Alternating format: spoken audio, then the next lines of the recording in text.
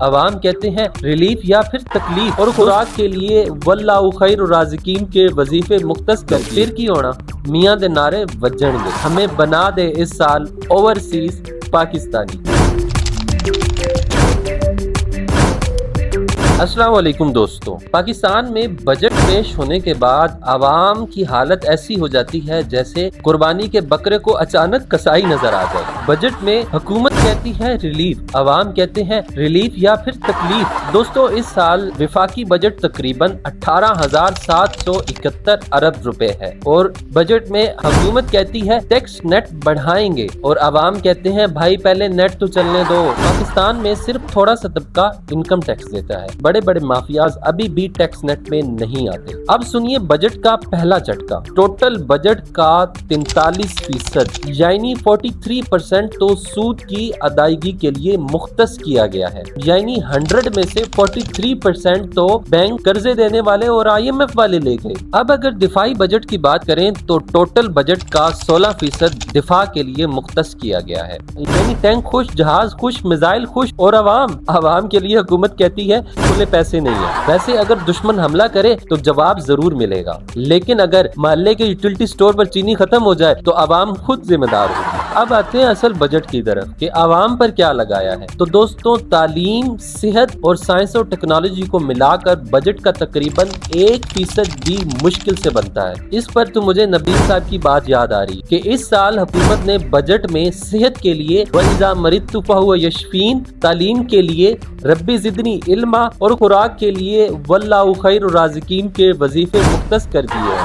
Budget میں جتنا تعلیم کے لیے مختص کیا گیا ہے اس سے تو اپنے بچے پڑھانا مشکل نظر آ رہا ہے، اور ہم کہتے ہیں ہم نے دشمن کے بچوں کو بھی پڑھانا ہے۔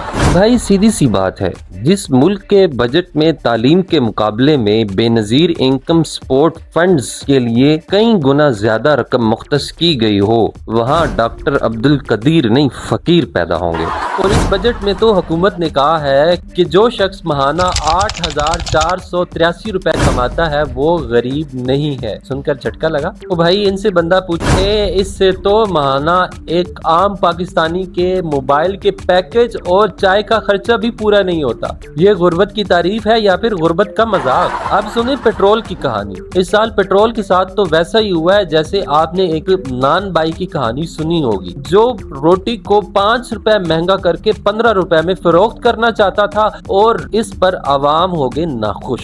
نان بائی بادشاہ کے پاس پہنچا، بادشاہ نے کہا کہ روٹی کو 50 روپے بڑھا دو۔ اس پر عوام انتہائی ناخوش ہوئے اور سڑکوں پر نکل آئے، تو بادشاہ نے عوام کے لیے ریلیف کا اعلان کرتے ہوئے روٹی کو 30 روپے سستا کر دیا۔ بھائی عوام تو بھولی ہے، وہ کیا کہے گی؟ واہ بادشاہ سلامت، زندہ باد۔ حالانکہ عوام پہلے 15 روپے مہنگی والی روٹی چھوڑ کر آئی تھی۔ پیٹرول کے ساتھ بھی اس سال کچھ تقریباً ایسا ہی ہوا ہے۔ پہلے اتنا بڑھاؤ کہ عوام کو چکر آ جائے، اور پھر تھوڑا کم کر دو، پھر کی ہونا میاں دے نعرے وجن گے۔ اب سنیں تنخواہ دار طبقے کے لیے کیا رکھا گیا ہے۔ تنخواہ دار طبقے کے لیے اس بجٹ میں بھائی 7% اضافہ رکھا گیا ہے۔ اس پر مجھے اداکار خالد انعام صاحب کی بات یاد آتی ہے کہ ایک شخص اعلان کرتا ہے کہ جو بچہ آج دوپہر کا کھانا نہیں کھائے گا اسے 10 روپے انعام ملے گا، تو اس طرح تمام بچے 10 روپے وصول کر لیتے ہیں، اور رات کو پھر اعلان کیا جاتا ہے کہ کھانا صرف اسی کو ملے گا جو 10 روپے واپس کرے گا۔ تو اس سال بجٹ میں عوام کے ساتھ بھی کچھ ایسا ہی ہوا ہے۔ پاکستان کا بجٹ سن کر مجھے ایسے ڈرامے اور فلمیں یاد آتی ہیں جن کے نئے ٹریلر، نئے پوسٹر اور نئے اداکار ہوتے ہیں، لیکن کہانی وہی رہتی ہے۔ پاکستانی بجٹ ہمیں ہر سال یہی چیز سکھاتا ہے، امید پر دنیا قائم ہے، کیونکہ ہر سال پاکستانی یہی کہتے ہیں شاید اگلا سال